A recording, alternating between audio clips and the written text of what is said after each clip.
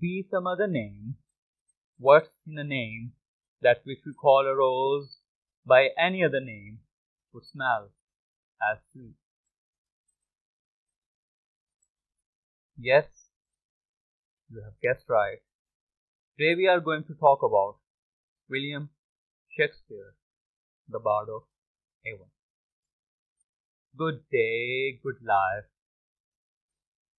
In English lecturership test series, we'll be looking further at the history of English literature.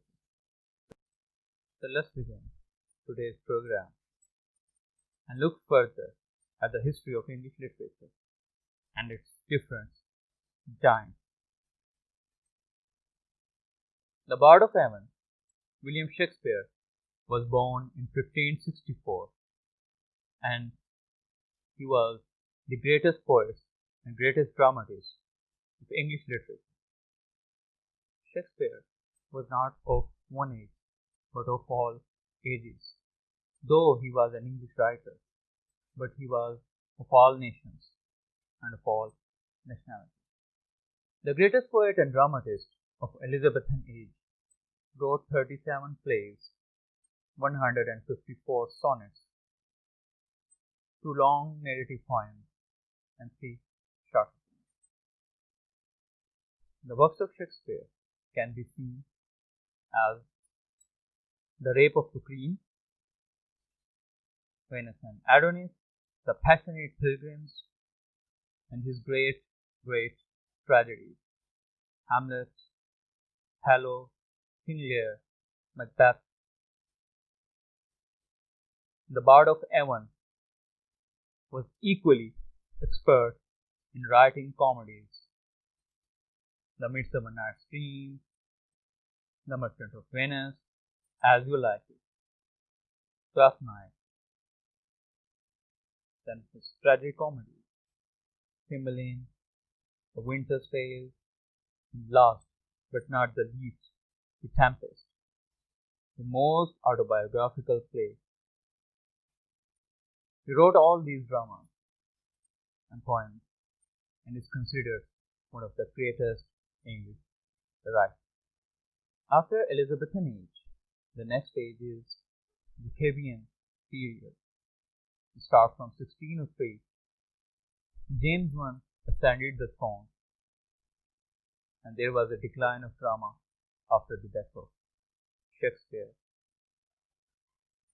University wits were not also contributing as they were contributing in Elizabethan drama. Important events from Jacobean to Restoration period are the Caroline age. It starts from 1625 onwards. Then we have Metaphysical age, the metaphysical poets, whose main exponents was John Donne. Then we have Puritan Revolution.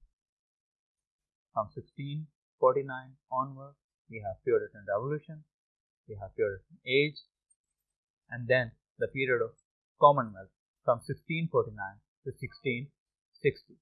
The important poets of this age are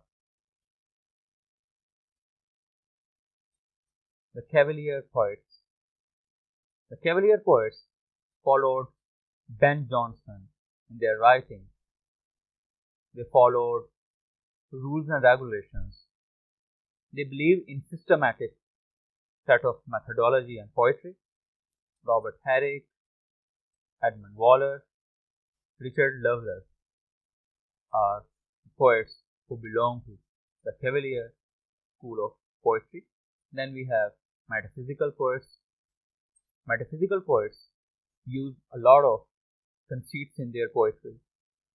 John Donne, Andrew Morville, Henry Vaughan, and Abraham College are some of the poets in the school of metaphysical poets.